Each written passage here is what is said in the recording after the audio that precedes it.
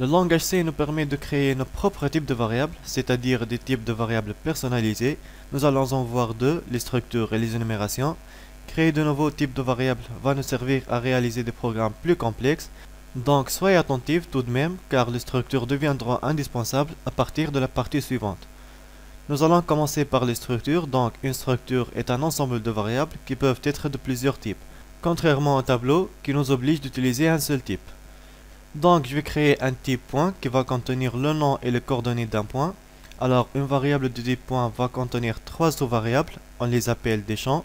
Un champ qui contient le nom, un champ qui contient l'abscisse et un champ qui contient l'ordonnée. Donc créer une structure est relativement simple, on met struct et le nom point et je définis mes champs. Attention, ici c'est particulier pour les structures, vous devez obligatoirement mettre point virgule après l'accolade fermante, sinon le compilateur affichera une erreur. Donc char nom, float x pour l'abscisse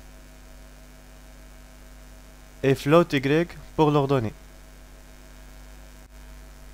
Et pour déclarer une variable de type point, on met struct point et le nom de la variable p. Et maintenant pour accéder à un champ de la variable p, on met p point, le nom du champ, et on fait la valeur qu'on veut. Donc ici j'ai mis p.nom égale à a, p.x égale à 3,2 et p.y égale à 1. Et de même pour l'affichage, donc printf %c pour p.nom, %f pour p.x et %f pour p.y. Et je mets les variables dans le même ordre.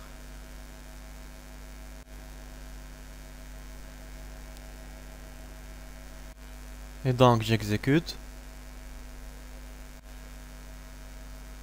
Et voilà, j'ai l'affichage des coordonnées du point que j'ai créé. Une autre manière plus souple pour les déclarations et l'utilisation des structures, donc je vais utiliser une instruction appelée typedef. Elle sert à créer un alias pour une structure, donc je vais ajouter une ligne ici. Typedef struct point point, le premier avec P majuscule. Et je change le nom de la déclaration à point avec P minuscule. Cette ligne se compose de trois parties. La première, typedef, qui indique que nous allons créer un alias. La deuxième, struct point, le nom de la structure. Et puis, point avec P minuscule, c'est le nom de l'équivalent. Autrement dit, ici, point avec P minuscule va remplacer struct point. Et de cette façon, vous n'aurez plus besoin de mettre le mot struct à chaque définition de variable de type point. J'exécute. Et voilà, j'ai un affichage strictement équivalent à l'affichage précédent. Une autre méthode pour l'utilisation de typedef, au lieu de la mettre dans une instruction séparée, je vais la mettre avec la définition de la structure, donc typedef struct point, et je mets le nom de l'alias après l'accolade fermante. J'enlève cette ligne et j'exécute. Et encore une fois, j'ai le même affichage. Ici, au lieu d'affecter des valeurs au champ de cette manière, je peux aussi mettre, tout comme pour les tableaux, les valeurs de nos champs entre accolades dans le même ordre que la déclaration. Donc ici, .p égale, je mets des accolades, le nom A, l'abscisse 3,2 et l'ordonnée 1. J'enlève ces trois lignes et j'exécute.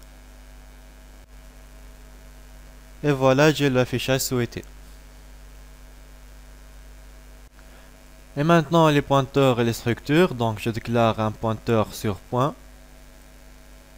Je lui affecte l'adresse de la variable p. Pour accéder à la valeur sur laquelle pointe ce pointeur, il faut mettre étoile pointeur entre parenthèses point nom et non pas étoile pointeur seulement, parce qu'ici le point de séparation va s'appliquer seulement sur pointeur et non pas étoile pointeur. Or nous, ce qu'on veut, c'est d'accéder à étoile pointeur pour modifier la valeur de p. Donc pour éviter le problème, on doit mettre des parenthèses.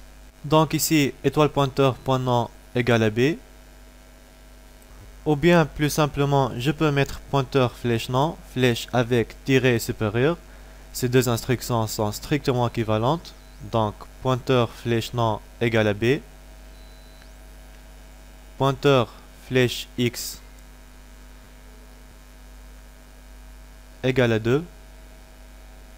Et pointeur flèche Y égale à 1,5.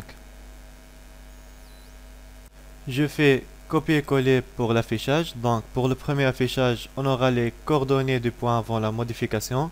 Et pour le deuxième, les coordonnées modifiées. J'exécute. Et voilà, j'ai les coordonnées affichées avant et après la modification.